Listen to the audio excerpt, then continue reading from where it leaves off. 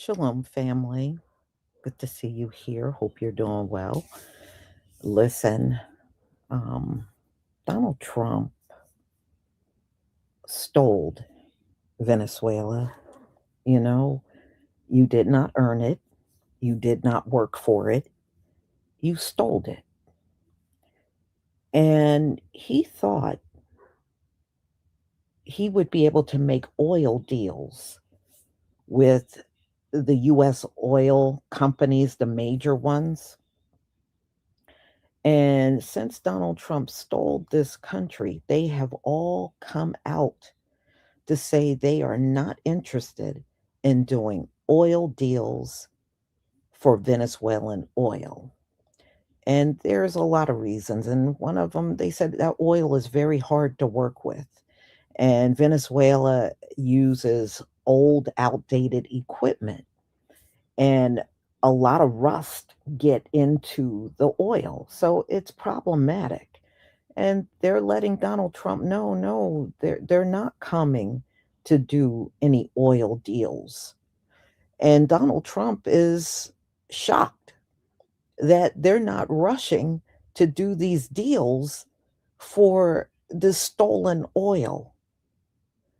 But they made it very clear they are not coming. So I don't know, Donald Trump, was this all in vain? You know, it still stands what it says in the Bible. If you steal someone's land, you bring down a curse on your generations. And that is not going anywhere. So it doesn't look like things are working out as well as Donald Trump wanted. I guess he thought these companies were going to be picking up the phone and beating the door down to get to him to make these deals, and they're all saying no. I think the only company that's in there, but they were working directly with Venezuela, was Chevron. All of the other companies are saying no. Mm-mm. So look like you're not going to get no one to buy the stolen oil from you, Donald Trump. And you know what that is? That is a curse because you took this country with the mindset that you were going to make profit from the resources there, especially the oil. That was like the big thing you were looking at. And don't look like you're going to be making anything on the oil. So let's get into this, ladies and gentlemen. And the articles are out there saying just that. The big oil do not want Venezuelan oil at all. So I don't know what you're going to do, Donald Trump, but I hope you got a plan B because it look like plan A is not going to work out for you. Please give me a one if you can see my screen.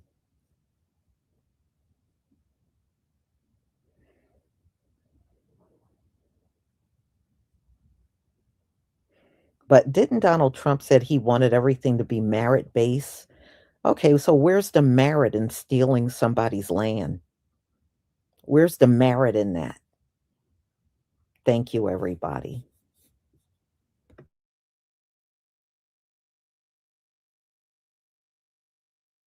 President Donald Trump looked at Venezuela and said, "Wow, so much oil, let's grab it." Oil executives looked back and said, "Absolutely not." Yes, Venezuela has the world's biggest oil reserves. It also has a collapsed oil industry, rusted infrastructure, a long tradition of nationalizing U.S. assets like it's a hobby. Trump imagined oil companies sprinting in with hard hats and American flags. Reality check: oil is cheap. Rebuilding would cost hundreds of billions, and nobody wants to invest in a country where the government could change. Only Chevron is still hanging around because it never fully left. Meanwhile, ExxonMobil and ConocoPhillips are still trying to get their stolen billions back. So, yes, Venezuela has oceans of oil, but at $60 a barrel, political chaos included, this isn't a gold rush. It's a very expensive trust exercise with a country that already took your wallet once. The idiot should have asked first. And yes, Trump does bluntly say we're there for the oil. We're there to take the oil. Are we? Reuters had some really interesting reporting about that today. And I think this is going to turn out to be important here. Here's the headline from Reuters today. Quote, Trump administration has not consulted U.S. oil majors about Venezuela, oil execs say. Quote, the Trump administration did not consult with oil companies ExxonMobil, ConocoPhillips, or Chevron Corporation about Venezuela before or after U.S. forces captured the South American country's president, Nicolas Maduro, according to 4 oil industry executives familiar with the matter. That contradicts President Donald Trump's assertion aboard Air Force One on Sunday that he had spoken to all of the U.S. oil companies before and after Maduro's capture about his plans for investing in the country. 3 sources said the companies had no prior knowledge about the U.S. operation to seize Maduro and had held no conversations with the Trump administration about investing there as of Sunday. Trump told reporters, oh yes, I've been talking to the oil companies. I talked to them before, I've talked to them since. The oil companies are like, no, dude, no, you didn't. Donald Trump likes the sound of let's take the oil. He thinks that sounds cool and transgressive and tough. Thinks it makes him sound like kind of a king, kind of a military conquest kind of guy. Contrary to our popular imagination about Donald Trump, he supported the invasion of Iraq in 2003. He said he was for it. He actually said the only thing that was wrong with what we did in starting that disastrous war in Iraq is that we should have taken the oil. Even in his first run for president in 2016, he would repeat that. We should have taken the oil. He loves the sound of that. Does he know what that means? Because Venezuela's oil is not like sitting in barrels on shelves in a store and we can just march in there with a gun and a balaclava and demand that they hand it over. Venezuela's oil isn't sitting there for us to take in some convenient package. Venezuela's oil is under the surface of the earth. It needs to be drilled down to, and then pumped up. And for that, you need a working electrical grid that provides you tons of reliable electricity. You need many trained workers. You need political stability and working ports and roads and physical security for your operations. You need contract law to work. You need billions and billions and billions of dollars, including billions of dollars worth of expensive equipment and expert investment. You need investments that you will not recoup immediately. It will take years, if not decades. When Donald Trump says we're going to take the oil, I think he's thinking it's like a stick up. And Reuters is reporting that he lied when he told reporters that he had talked to all the oil companies about this in advance and they were all on board with what he was doing. I mean, if you're Exxon, do you think that because Trump just invaded and took away their president, now Venezuela is a great place? It's going to be an excellent and stable place to make big investments that won't pay off for years? Multi-billion-dollar investments that won't pay off for years, if not decades? Do you think they feel confident about that? And if you're the president of Exxon, you're thinking about that, and you're thinking about making those big investments to go drill oil in Venezuela and it won't pay off for years, are you sure that you're going to be able to recoup your investment? And once you start recouping your investment, are you planning on then donating the proceeds you earn to Donald Trump or to the U.S. Treasury? Because when Trump says we're going to take the oil, he's saying the oil is going to pay for us running that country indefinitely. It's going to reimburse us for everything we're going to do to run that country. So Exxon's just going to give us the money? Oil isn't a thing you just mug someone for and then take it to the pawn shop for cash. Donald Trump has liked the sound of take the oil for decades now, but take the oil doesn't even make sense to explain his invasion of Venezuela this weekend. Yes, the United States can take action to hurt their oil industry or their oil income, but there is no magic wand. There's certainly no military action that can be taken to, hey, presto, build them a new oil industry. And they wouldn't be able to even do it themselves under duress or even as a favor to Trump, just because Trump is threatening to invade them more times if they don't. Happy Sunday morning. It's about 9 a.m. Out running some errands, just had some breakfast. And my brother he texted me a video this morning that I watched while I was eating breakfast. Mr. Global, I think yesterday, put up like a 20-minute long video entitled "Why U.S. Oil Companies Won't Go into Venezuela." And two things. One, Mr. Global exemplifies daily something for which I have a deep appreciation, and something which Donald Trump and his supporters have nothing but disdain and disrespect and dismissiveness. And that thing that he has is expertise. He has a deep level of knowledge and understanding in oil and gas. And, one of my favorite things about being on TikTok for the last 4.5 years is that I've discovered and I have been able to become friends with people who are experts in their fields, whether it's Laughter and Light, or Legal Dad and Barrister, Mr. Global, Dr. Rubin. There's so many people. There's so many people who are experts in one thing, and they know almost everything there is to know about that one thing or that one area. And, the anti-intellectualism on the right and the deep distrust of experts that came about during the COVID pandemic, it's like Donald Trump and his half-smart, brain-dead, fart-huffing supporters have absolutely no use for experts. And in fact, their Dunning-Kruger haze that they navigate every day in the middle of has filled them with the confidence that they know more about these areas than actual experts do. And so I just think it's really important that we acknowledge the people in our world who we get to interact with and watch, who know what they're talking about. And Mr. Global is certainly one of those people. And so please go to his YouTube page and watch that video. Why U.S. oil companies won't go into Venezuela. I mean, the premise is incredibly simple. The government is unstable. The country is unstable.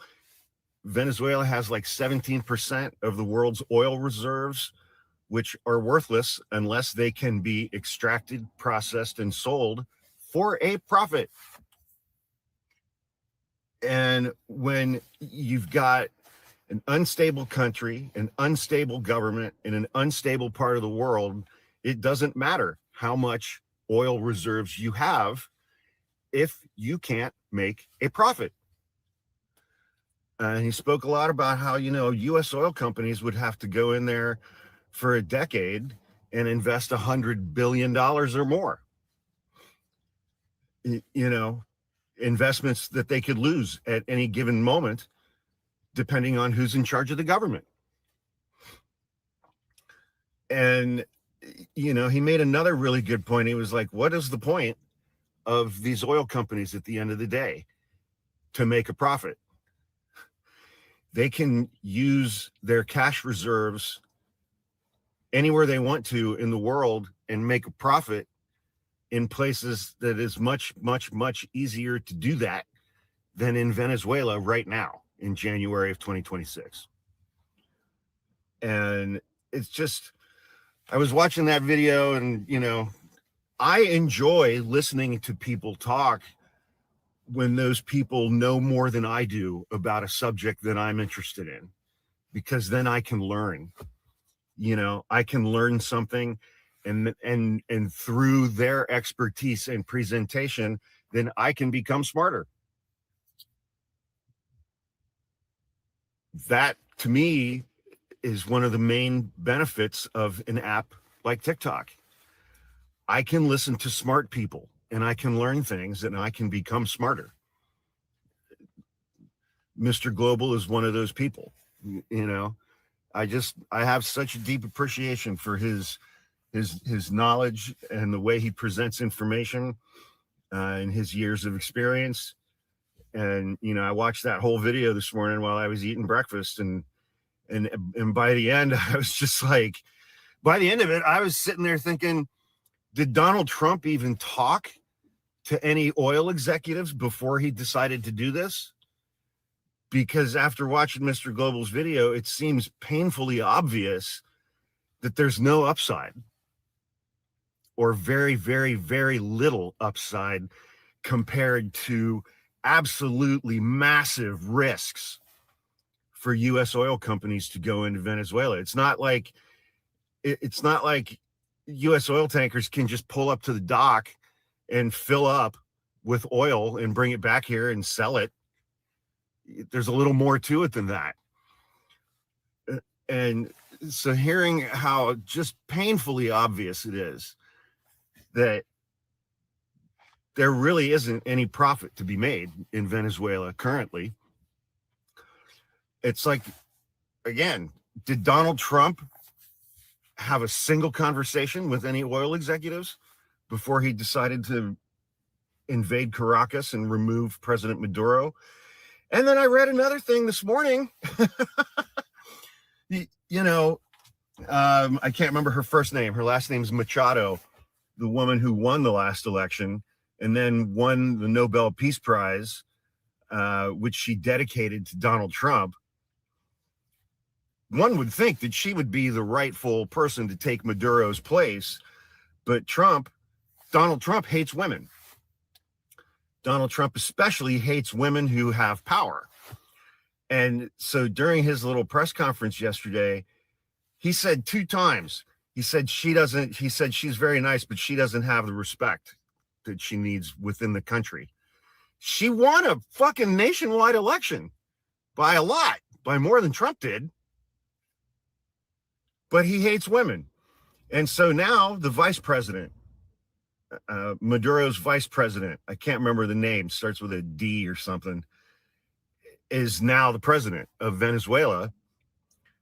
And the vice president, now president, is a hardcore socialist. And what's one thing that Republicans hate more than anything? Socialists. Even though they can't define the word socialism, they think it's the same exact thing as Marxism and communism. They can't define those either, but they know that those things are all bad. So we replaced a dictator with a hardcore socialist who's now in charge of 17% of the world's oil reserves. You know, I mean, as with everything, it's like Donald Trump sees some immediate gratification and doesn't think beyond that, and can't compute 3 days down the road, let alone 3 years down the road. He's like, I don't like that guy. Let's take him out. Boom, done. Now everything's amazing. No, everything's not amazing. I mean, he has just plunged this country into tremendous amounts of turmoil and, you know, unrest and instability. You know, when has one country removed another country's leader by force and then everything was just smooth from there on out? It never happens. It never happens. You know, and frankly, it's just like we removed Maduro and left the entirety of his government intact. All of the people are there. Presumably they had some degree of loyalty to him. You know, and now it's like the MAGA chuds are like, oh, we did this to save democracy. Donald Trump tried to overturn our last election, you fucking potatoes. And you were fine with that. You know, so it's just like, I mean, Trump and his supporters prove day to day how dumb they are. He says the United States government could reimburse U.S. oil companies that rebuild Venezuelan infrastructure. The president did not say how much money that could cost, but I'm going to tell you, it's a lot. He believes that the oil industry could get operations, quote, up and running in fewer than 18 months. Oil experts would tell you a decade. So I just want to level set for a moment about exactly what's happening here. Nicolas Maduro is obviously no friend to the United States. But by sending our troops to Venezuela to overthrow him, Trump may have violated international law, sidestepping Congress, and threatened the world order. And while Maduro is locked up here in New York, his regime is still largely in place, and they will be as long as their oil reserves are open to U.S. companies. We do not know whether U.S. oil companies actually want to invest big in Venezuela again. Remember, that oil is not American oil.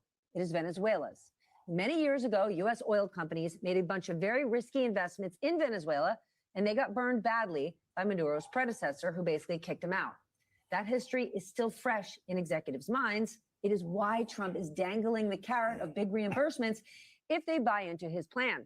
But for fact's sake, as I said, it could take a decade and billions of dollars for U.S. oil companies to rebuild infrastructure and get that oil pumping on Russian and Chinese oil fields, no less.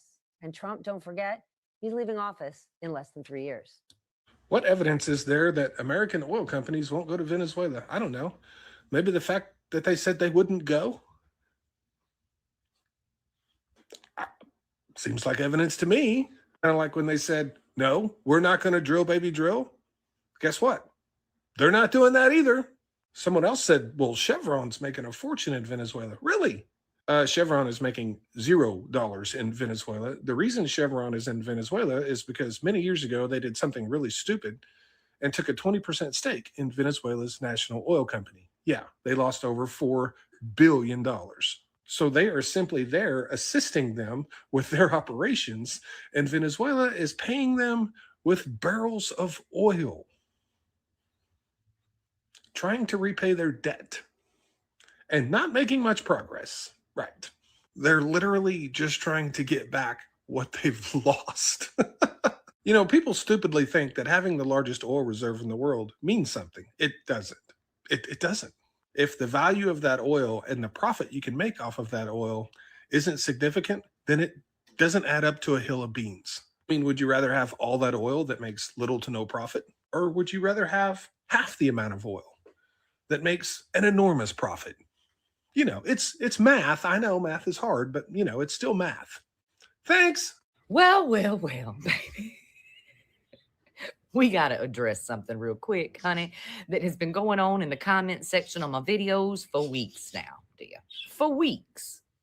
The fact that I keep saying over and over again with my full fucking chest that this mess with Venezuela has nothing to do with oil. And yet y'all still feel the need to get in the comment section to try to correct me. Since the beginning of all this mess, since the very beginning when the orange buffoon tried to tell you that this was about fentanyl. Remember? That was the first excuse. And we all knew that was a lie because Intel told us that 0% of the fentanyl comes from Venezuela. That's what he told you. Then he came out to say it's just about cartels in general. But then he started issuing pardons to members of cartels. Then he came out to say it's narco-terrorism. Narco-terrorism, dear. It's the little man we got to stop getting here. That didn't quite fly, did it? That was just another fucking lie. Has Daddy Duffy Pants ever opened his mouth and told you the fucking truth about anything? And now he has come out to say in his full nussy throat that it's about what? Oil. That's all the fucking proof you need today to know that it's not the fuck about oil. You can give me all the fucking stats you want on OPEC and shit that happened back in the fucking day. But I ask you again, are we hurting for oil, friend? So why put the lives of our sons and daughters in jeopardy today? because it's never ever fucking been about fentanyl, cartels, narco terrorism, land or oil, or minerals either. They've had several opportunities to acquire the minerals, the oil, and land rights, dear. Multiple opportunities. A lot of people don't realize this, but you know how in bed Daddy W Pants is with Qatar today? Or as some of you like to say, Qatar. But I say Qatar because I have a friend who grew up and lived in Qatar, and he calls it Qatar. So don't come at me with that bullshit in the comment section either. Do you know that Qatar has been in bed with Venezuela for a long time? As a matter of fact, they were a mediator between Venezuela and the United States. They were the ones that had their hand in securing land, mineral deals, and oil deals too. The orange buffoon in this regime made some deals with Qatar to stop being the mediator because they had bigger plans for what they wanted to do with the Venezuelan land. And it has fuck all to do with fucking oil today. When we fucked around in the Middle East, did it have anything to do with fucking oil, terrorism, or weapons of mass destruction? No. It was about regime change. When we fucked around back in the 70s with Iran, did it have a fucking thing to do with terrorism or oil? No. It was about a regime change.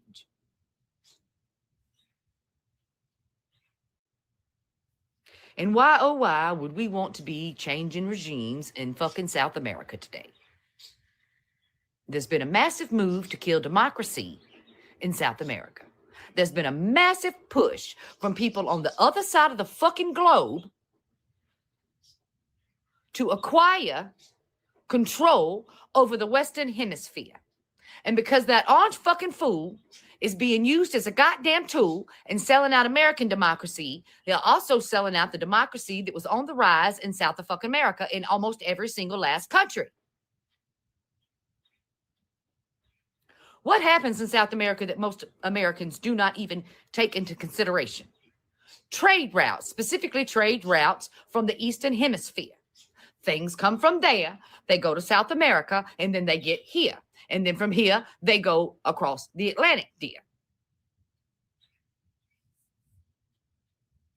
China, along with other South American countries like Mexico, decided when the orange hoe got up there and started fucking with trade that they needed new trade routes at play, where China would go straight to Mexico and then across Mexico and the Yucatan into the Gulf and create a whole new trade route of goods that could go through the Gulf, around Florida, across the fucking Atlantic, and back to the eastern side of the goddamn globe.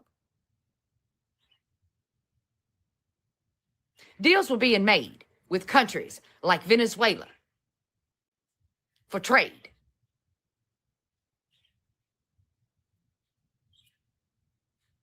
Well, if we put somebody in the regime of Venezuela who would say no to fucking China today, it would stop that new trade route, honey. There is so much going on here. It's about dominance and control. It has nothing to do with land or minerals or fucking cartels and narco-terrorism at all. There's a lot going on at play. And that is not smart enough to see any of it, dear. At all. But go ahead. Go ahead. Tell me about some shit that happened with OPEC back in 2007. That's funny. It happened all the way back in 2007. How many presidents and regimes have we had since then where we could have decided to do something about that, dear? Oh, yeah, lots, honey. Quite a few. And not in any of those presidencies did anyone say to you that, well, we got to go to Venezuela today and take back the oil that they stole in that little OPEC play and all that bullshit. No, even Daddy W Pants, that wasn't on his plate in 2017, was it, dear?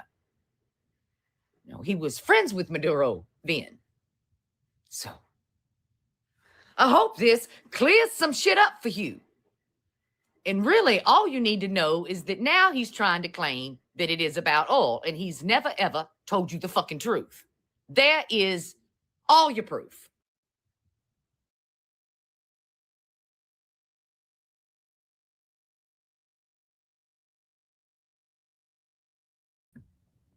Okay. So, ladies and gentlemen, I can see Venezuela turning into Donald Trump's Achilles heel. And I don't see how, because Maduro's vice president is now running Venezuela. And part of the deal of letting her run it, she has to drop Russia, China, and Iran and only have the US as their customer. They would be crazy to do that for the simple fact that Donald Trump is unstable. You can't trust this man. You really can't. And you can't take him at his word. And Donald Trump also has a reputation of cheating people out of their money. That is not the kind of person you want to drop all of your customers for. So they would have to be crazy to do that, but I think they're putting her in a position where if she don't give the US everything they want, then, they can always throw her out and put somebody else in. So, but no, no, this thing with Venezuela is never going to go smoothly. Number one, they are at the end of their rulership. Having Venezuela is not going to change that. You're still at the end of your rulership. And quite frankly, I think the majority of the planet can't wait for it to be over. You're like that bad house guest that won't leave. So, ladies and gentlemen, I have one more live at 6 o'clock, and that's going to go even more into what's going on with the US. So, if you have not heard by now, the US usually puts sanctions on different nations around the globe, especially Russia and Iran and even Venezuela. Well, for the first time in US history, countries have put sanctions on the US after Donald Trump stole Venezuela. Nations came together and put sanctions on the US. The sad part is, guess who's going to pay for those sanctions? The citizens. Like we're not paying enough now. So we'll get into that a little more at 6 o'clock. So I will see you then. And thank you again, because I saw from my last live, I got a few more donations, and I want to thank all of you that gave donations. And I pray over your donation and ask the Most High to reward you tenfold for every dollar you gave. Shalom, family.